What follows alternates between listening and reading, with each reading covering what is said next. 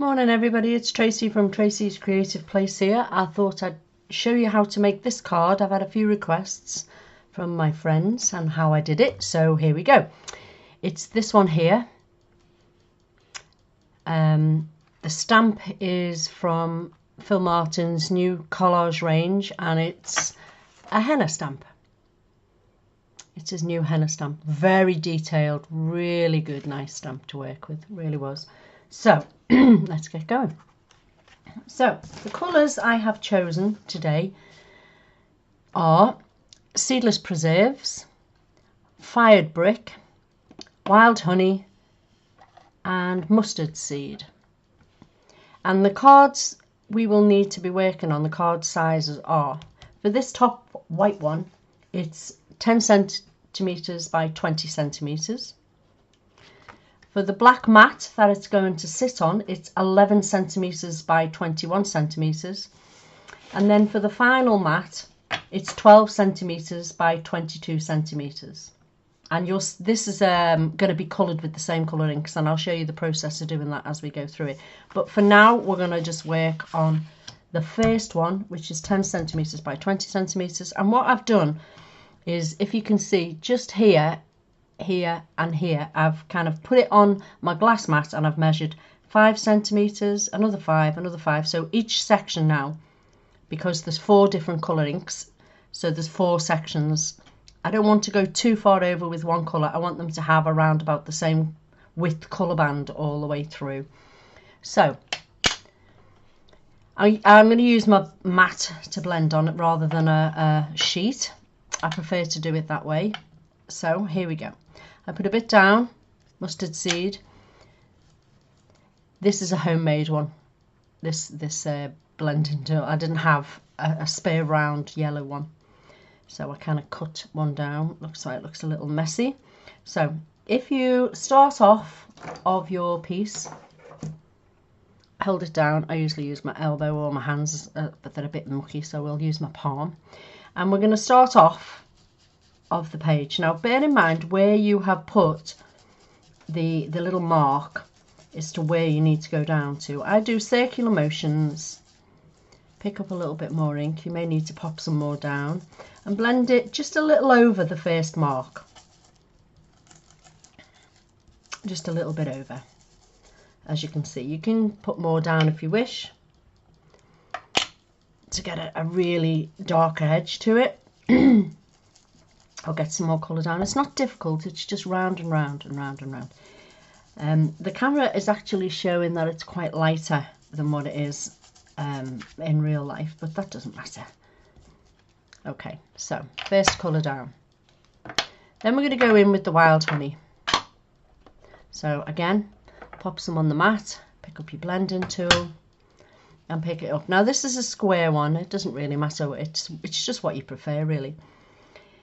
Keep an eye on the second mark down because you don't want to go any further down than that, and start blending from there. Now this is quite a dark one compared to the first one that's on, and you will get, at first you'll get a bit of a band, but you can go back over with your yellow one. See, I've got smudge marks already. Hey ho. Okay, so blend it just past that second mark.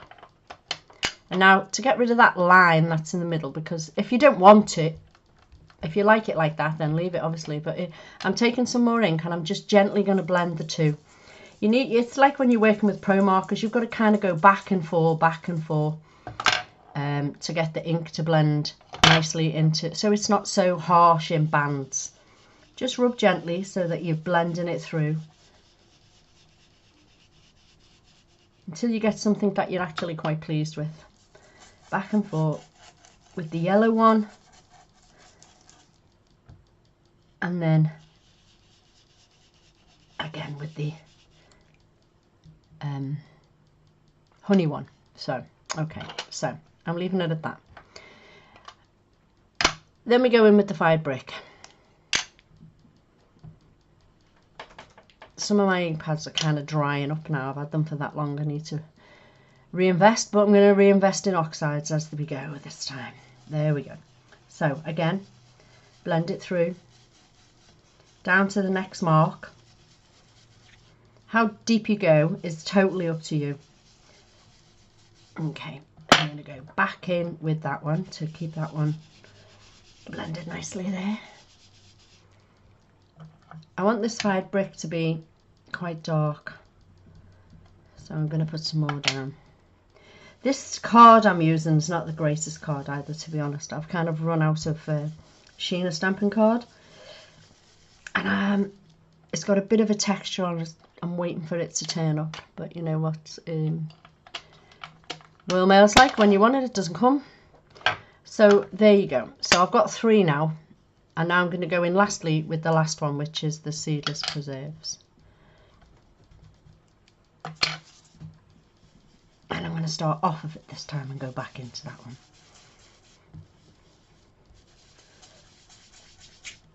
As I want this one quite dark, I'm going to probably end up laying 3 or 4 lots down to pick up.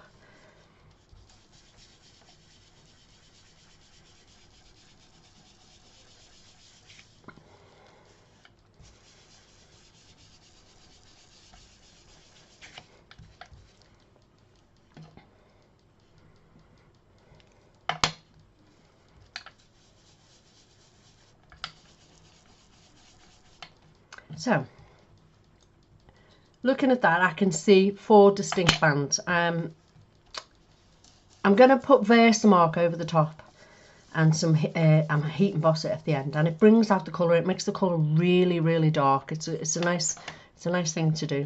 But still, I'm not really pleased with the fired brick. It needs to be way darker. So I'm going to go in again. I have a feeling that I have used this fired brick, this adapter thing, for with glycerin, and it's kind of blending out the ink lots and lots and lots. It's a nice technique, but for this one I wanted it a little darker. Now we can see we're getting there now. We're getting there now. There we are. So back in. It'd probably help if your Distress inks weren't as dry as mine. They're really quite old now, and I have used them an awful lot. They don't owe me nothing. So in with that one now. You can see the more you put down, the nicer it starts to blend. So there we go. There we are. And then lastly, some more mustard seed.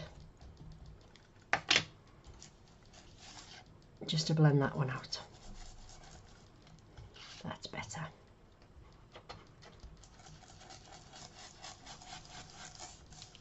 There we are. I'm actually quite happy with that now.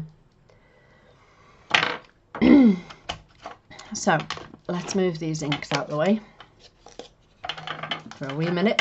Now, you've now got a black piece that's going to sit onto. Knocking about somewhere. Here, there we are. That black piece is there. And then this is how it's going to be laid out on the card. So the next piece is going to be, as you can see, now I don't want it to sit on white. I want it to sit on a piece of card that has the same similar colours to what we've just used. So what I'm going to do is remove the black one and leave that one on there. I'm going to take a pencil and I'm going to put a little mark as to where the bands of colours actually separate on both sides. We've got yellow, honey, that one there, and then there. Okay, so now what I'm going to do is take the ink pad and run it down the side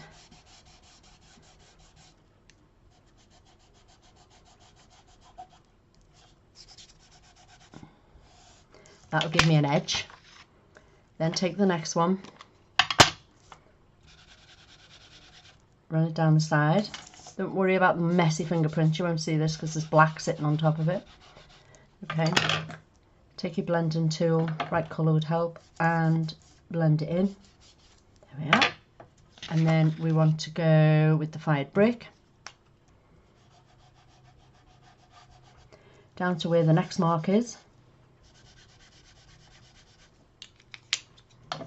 Take the fired brick tool and blend that one in. And then the seedless preserves at last, and along the edge. There we are. Take the seedless preserve tool and blend it in. And then when you put this back on, you can see if you need to go over any bits that you've missed. If you do, just fill them in. There's a little bit there, because that's going to sit on there, and then this is going to sit on there. Okay, so that's how we create that layer. I'm going to put them to one side, move all the inks out of the way. Made a right old mess on that mat. So for now I will remove the mat, otherwise I'll get my stuff everywhere. Messy, messy, messy. Okay, so now we have all the pieces we need. There we go. So around this piece now we need to put the stamp down on it, the henna stamp. And for this I'm going to use my stamping platform, Tim Holtz stamping platform. Absolutely brilliant tool. Mine's very messy because it's very well used. So clip, I've cut this quite tight at the minute, so we need to make sure we've got it in the right place and that the magnets aren't going to mess with it. So if we put it down pretty much straight, I banged the camera with my head there. Okay. No. Turn your tool around would help, I suppose. Okay, it's back down. Pick it up. Right, so for this now, because we've gone on to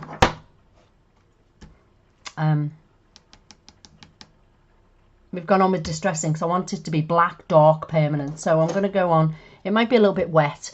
I'm not going to bother drying it because I can't do with the noise at the minute. So I've got Stays On ink, as you can see. I like Stays On because it's very, very dark and I want this to come out black, black, black. But Stays On ink is doesn't react with the distress inks. It doesn't budge once you're using them. So this is the one we need to use, girls. On it goes. Okay, the good thing about the stamp tool, obviously, is if I do it wrong, there you go. So right now I've missed a whole patch there. Now you would never be able to go back in with that and put it down, stamp it down, keep going over. You'd never be able to line it up because you can't see through the stamp. So we're having an ish here. What is occurring? Right, so keep going until you get this stamp as black as you would like it. Okay. It'll probably need to be done 3 times. Depends. And I have no idea why that isn't working. What is happening here? Yeah.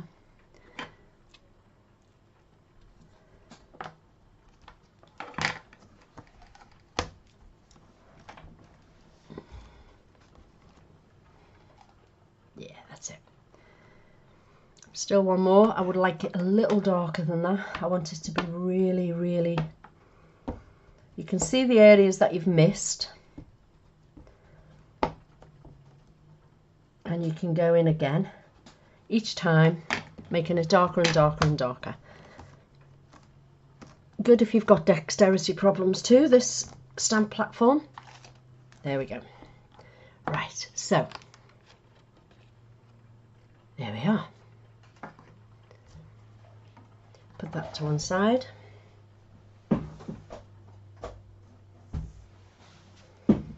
Okay, so I'm going to give it a little dry because it is pretty much wet, and I want to actually work with it again. So I'm just going to dry that Stays On off.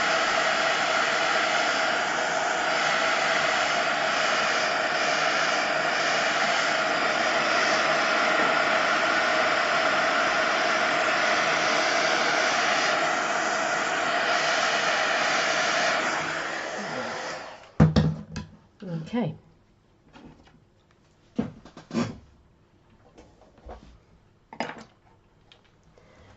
So, I seem to have lost one of my sentiments, but there you go. Now, I want to put a bit of ribbon on the back of this.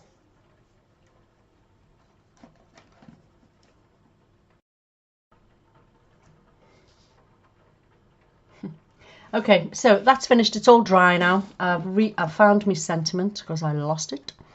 And what I'm going to do now is I'm going to heat emboss this panel now.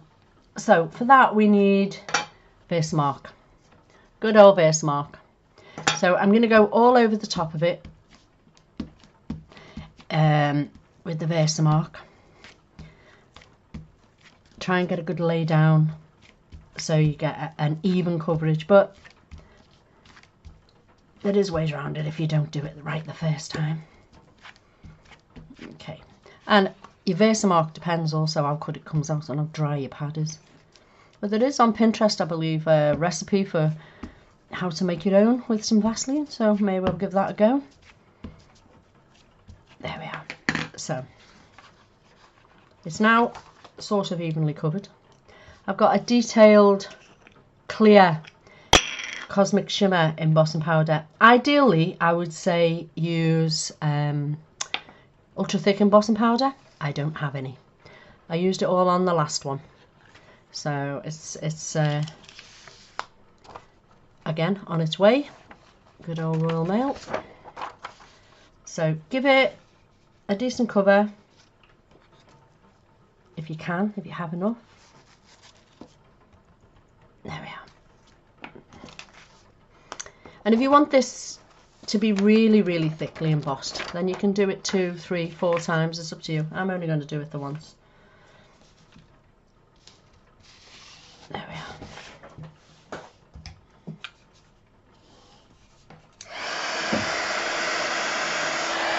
Heat up your tool so it goes red,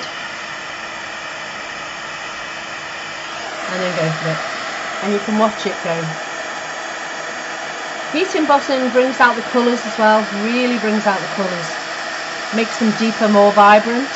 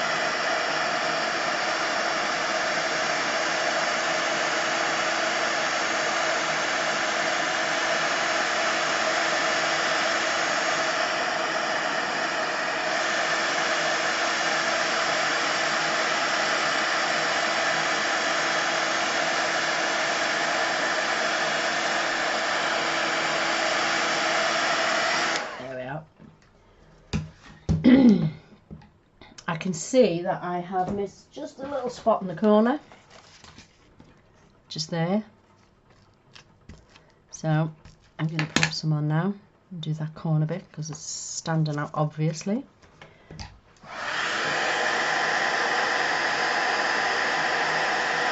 There we are. There we go. And you can see now the difference. I know that's got a shine on it, but the vibrancy has come out really well of the colours, you know. So, but that's what I want. That's what I want. So, okay, now it's cool enough to work with. So, all I'm going to do now is decide which end, and I think I'll have this end as the beginning and the dark purple as at the far end of the card. So I'm just going to put a piece of double-sided tape down that side. I want to attach a ribbon here, so hopefully I can get the double-sided tape off. always a problem when you're trying to do it on video. This tape's just to secure the ribbon down one side. Okay, so I've got a thin piece of ribbon. So, and I'm going to wrap it 3 times around the edge. 1, 2, 3. And I'm going to secure it on the back again with a sticky tape. There we are. And then I'm going to add some foam to the back because I want this to stand up proud on the card. I always use a lot of foam because I don't want it to sag when I send it in the post. I don't like it if it sags in the middle. Okay, so take off the backing.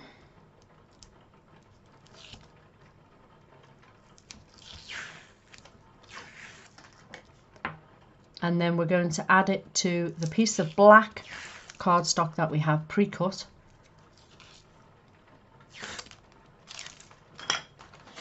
There we are.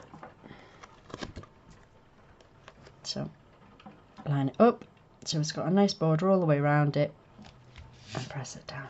There we are.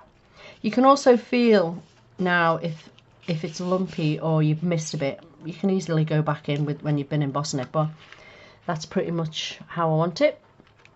So now it's just a case of matting it onto the piece that we pre-prepared. Make sure you put it the right way up because if you'll see that looks quite cool, but if you put it the wrong way round, it just doesn't, it jars, it doesn't look quite right. So I'm going to use Cosmic Shimmer for this and mat it on. Again, giving it a decent border all the way around. There we are. There we go. So, a minute to dry. Dump some powder away because it's damn fine sure I'll knock that over. So there we are. So far we've got that. Now, the card base itself. Obviously, this is a bigger size than what normal card bases are, so you have to kind of make your own. So, I think everybody knows how to make the card base, really.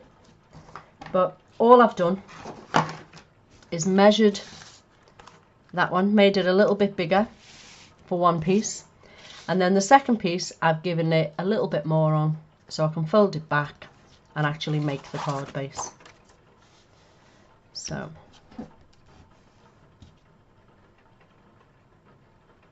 I just need to find my pokey tool. I'll try my fingers and see if that works. Yeah, job done. There we are. So all we need to do now is put that on there and make the card base. There we are. You can always put a insert in. And now this one is going to get matted onto this black card base. There we are. So now we have our card. So to make the sentiment here, it's live life in colour. So what I plan to do is put live life in colour. Now you can either leave them white if you wish. I don't particularly like that. I don't think it looks good. So I'm going to, live is going to sit on yellow. So I'm going to do that one, yellow. Life sits on the wild honey. So that's going next. Fired brick next. And colour next. So we'll pull back in the dabber things. And I've matted them on black already. But all I'm going to do is add a bit of colour to each one. Now, these have been computer generated. And I did do them a couple of days ago. But that doesn't seem to make much difference. Sometimes it just kind of bleeds the ink. But don't press too hard and you might just get away with it. There we are. Live life.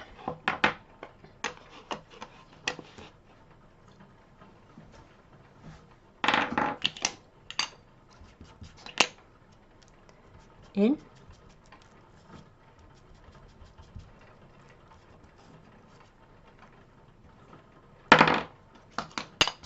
Colour. There we are. So they're all done. And these I have put foam on the back of, on the original card, and I quite like it. It looks quite good lifted up, so that's what I'm going to do.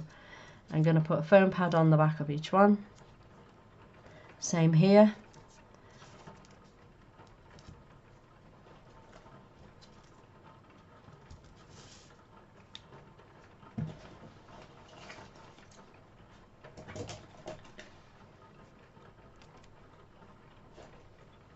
And then bring in the card.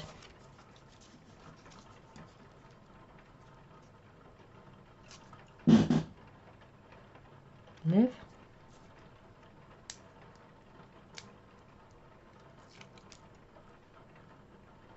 Life. In. Colour. And to finish the whole thing off, it needs something on the side here, the left hand side where the ribbon is. It needs just a little something else. So that's going to go there. Okay. Now, what I did was look through my stash for some butterflies and I found that one. Wrong colour. It's not the colour I wanted. So I just took a black pro marker and coloured over the wings to make it black, and I added a couple of gems in one of the colours. This just looks like the wild honey colour, the gem. If you haven't got any and you've only got clear, use clear. And I'm just going to add with hot glue to the ribbon the butterfly. There we are. So the first one that we made, the first card that we made, had a paper butterfly on it. There's the first one. Now the first one has been done with ultra thick embossing crystals. That's there. And the one we've just done has been done with the Cosmic Shimmer detailed emboss. But there's the two. And I think that one was done with scattered straw, not the yellow that we chose, the mustard seed that we chose for this one. But there, that's how you do it. And I hope you'll give it a go. And that it wasn't too difficult to follow and you understood everything that was going on. Okay, see you next time.